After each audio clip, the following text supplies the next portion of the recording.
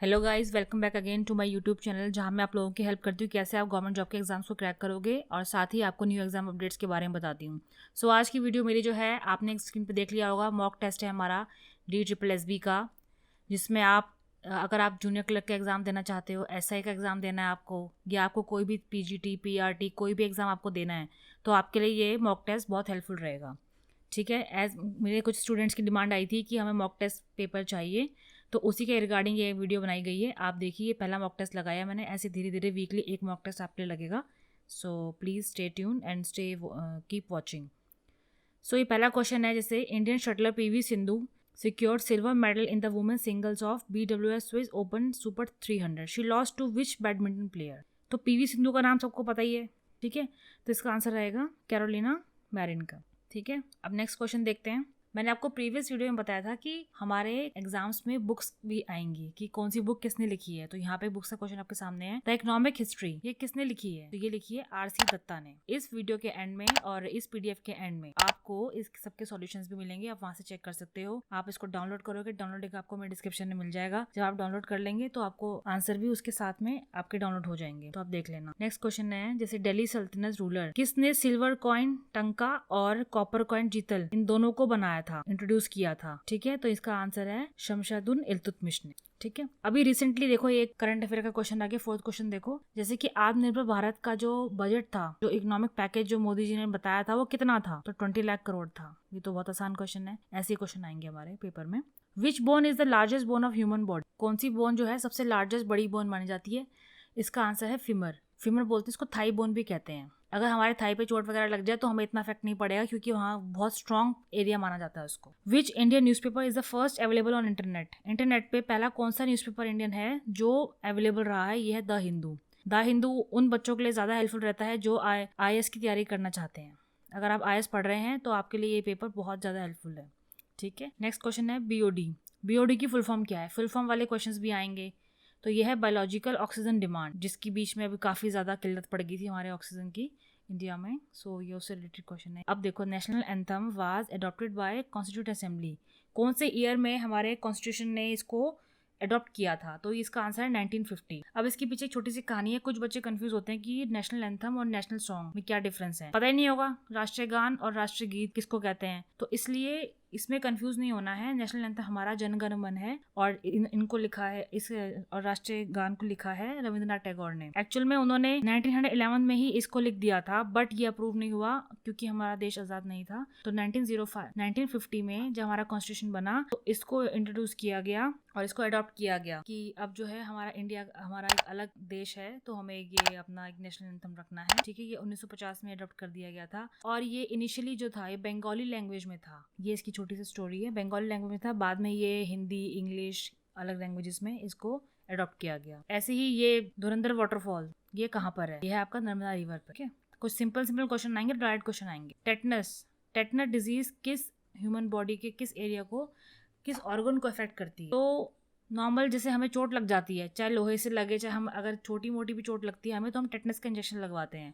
Actual में वो हमारे नर्वस सिस्टम को खराब कर देगा। ये इसका आंसर है, नर्वस सिस्टम को हमारा खराब ना हो जाए इसलिए वो इंजेक्शन जरूर लगता है। ओजोन लेयर हमारे एटमॉस्फेयर में कहाँ पाई जाती है? ओजोन लेयर सबको पता है, जैसे हमारा ओजोन होल है जहाँ से हमारी UV रेज आती है, अल्ट्रावायलेट रेज, तो ये जो है स्ट्रेटोस्फेयर में। ये मैं अभी आगे कुछ लेक्चर्स में जब ये अपने लेयर्स के बारे में पढ़ाऊंगी ज्योग्राफी में, तब आपको ये टॉपिक अच्छे से क्लियर हो जाएगा। ये आपके ज्योग्राफी का टॉपिक है। ऐसे ही यहाँ पे आप देखेंगे कि the provision of which act is relaxed by the states of increase the working hours of labours. ठीक है, लेबर्स के वर्किंग आवर को इंक्रीज करने कौन से एक्ट के अंदर था? तो ये फैक्ट्री एक्ट के अंदर था। अगर आप EPFO की तैयारी कर रहे हो तो आपको लेबर लॉ इंडस्ट्रियल रिलेशनशिप ये करना बहुत जरूरी है, राइट? तो ये आपके लिए फैक्ट्री एक्ट उसी के अंदर है, ट्रेड यूनियन एक्ट भी उसके अंदर है, कंपनीज एक्ट भी उसी के अंदर है, लेबर्स एक्ट भी उसी के अंदर है। ठीक है, ऐसे चीज़ों को ध्यान रखना। अब नेक्स्ट क्वेश्चन देखते हैं। इससे पिछले वाले अपने मॉक टेस्ट में मैंने बताया था, आया था वो डेविस कप के ऊपर आया था। ठीक है, आप त्रिवानकोर कप, इसको ये मिलता है आपको वैसे टेबल टेनिस में। इसको याद करने का तरीका ये भी है, त्रिवानकोर का T और टेबल टेनिस का T, तो T से T, इसलिए ये बहुत ईजी रहेगा, याद कर लेना। सार्क का हेडक्वार्टर कहाँ है? सार्क नेशंस के बारे में सबको पता है। सार्क का हेडक्वार्टर जो है काठमांडू में है। काठमांडू कहाँ है? नेपाल में। नेपाल की कैपिटल है काठमांडू। तो इस तरीके से याद करना, कोई भी चीज़ याद करनी हो आपको। जो यंग इंडिया, गांधी जी ने जो वीकली पेपर स्टार्ट किया था यंग इंडिया, ये कब इनिशिएट किया था? ये किया था 1919 में। ओके, तो ऐसे भी ध्यान रखना। अभी देखो कुछ ज्योग्राफिकल फैक्ट्स आए हैं, जैसे which planet has bright concentric rings. आपने सबको प्लैनेट्स के बारे में पता है, Mercury, Venus, Earth, Mars, Jupiter, Saturn, Uranus, Neptune, Pluto. ठीक है, प्लूटो अब हट चुका है, तो हमारे 8 प्लैनेट्स हैं। तो रिंग लाइक स्ट्रक्चर किस प्लैनेट में है जिसमें रिंग बनती है?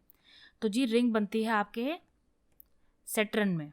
ठीक है, सैटर्न में जो है आपके सैटर्न प्लैनेट में रिंग बनती है। जुपिटर सबसे गर्म प्लैनेट माना जाता है। इस तरीके से आपको क्वेश्चंस देखने हैं।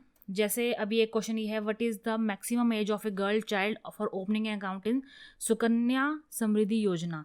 सुकन्या समृद्धि योजना के अंदर जो गर्ल है उसकी एज कितनी होनी चाहिए? तो ये है 18 ईयर्स। तो कुछ डायरेक्ट क्वेश्चन आने वाले हैं, बिल्कुल घबराना नहीं है, आराम से ये हो जाए। अब देखो FBI, federal bureau of investigation, इसका जो है किस कंट्री में, इसका किस कंट्री की ये एजेंसी है? ये है US की agency, United states of America की। कुछ आपके जैसे लैंग्वेजेस के ऊपर भी आ सकता है क्वेश्चन, कभी डांसेस के ऊपर भी आता है कि कौन सा डांस कहाँ का है। तो जात्रा और बहौल जो फेमस फोक डांस है, तो ये आपका वेस्ट बंगाल का है। तो डांसेस भी आएंगे। ठीक है, अब वंदे मातरम। वंदे मातरम क्या है? ये हमारा राष्ट्रगीत है। ये भी पहले बंगाली लैंग्वेज में लिखा गया था, फिर संस्कृत में इसको बाद में लिखा गया, और ये बंकिम चंद्र चटर्जी ने लिखा था। ये भी बंगाल के थे, और ये जो है संस्कृत लैंग्वेज में लिखा गया था। अब हम और आगे क्वेश्चंस देखते हैं।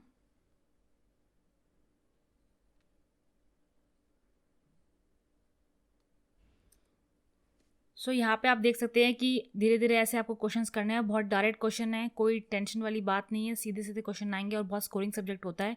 यहाँ से आपकी रीजनिंग स्टार्ट हो जाती है। रीजनिंग के पार्ट आप देख लेंगे, कर लेंगे। कोई प्रॉब्लम आती है तो आपको मुझे कमेंट करना है, और मैं आपकी उस कमेंट में आपके सारे सॉल्यूशंस दूंगी। किसी को अगर बुक से पढ़ना है, बुक के बारे में जानना है, तो मुझे कमेंट करें, मैं उसको बुक का नाम बताऊँगी। ठीक है, ये चीज़ें हैं, आपके रीजनिंग का पार्ट हो गया। और ऐसे ही आपका ये देखिए मैथ्स का पार्ट है, और इसके बाद नीचे आपका जो आ जाएगा वो इंग्लिश का कुछ आ जाएगा, इंग्लिश लैंग्वेज का। इसमें आपके ये बहुत इजी क्वेश्चन है, सिंपल, जैसे कि कौन सा वाला इसमें सही आंसर है। इसमें एक आपका स्पेलिंग का भी आ सकता है, क्या चीज़ होगी इसमें। और क्वेश्चन टैग का याद रखना, क्वेश्चन टैग भी इसमें ज़रूर आता है। तो मैं बार बार क्वेश्चन टैग का नाम ही ले रही हूँ, क्योंकि 4-5 क्वेश्चन उसी के आएंगे। ऐसे ही इसमें आपका एक कॉम्प्रिहेंशन भी रहेगा। ये वाले क्वेश्चन की, जैसे ये वाले क्वेश्चंस हैं आप स्क्रीन पे देख रहे हो, 134th क्वेश्चन देखो। इसमें वो 5 सेंटेंस देगा और उनको हमें एक सीक्वेंस में लगाना है, और सीक्वेंस में लगाने के बाद हमें यहाँ पे इसका आंसर देना है।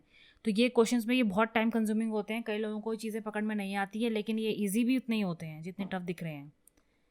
जैसे ये है आपके एंटोनिम्स, सिनोनिम्स, ये सबको पता है, ये सब आने ही हैं। लास्ट में इसका एक कॉम्प्रिहेंशन होगा, अनसीन पैसेज, और उसके रिगार्डिंग कुछ क्वेश्चंस होंगे। ये देख लीजिए यहाँ पे, यहाँ से आपका हिंदी का सेक्शन शुरू होता है। हिंदी भी बहुत ईजी आएगी, स्कोरिंग सब्जेक्ट रहेगी, लेकिन अगर आप इसको ध्यान से पढ़ेंगे तो पूरे मार्क्स आ सकते हैं इसमें आपकी ग्रामर ज़्यादा रहेगी।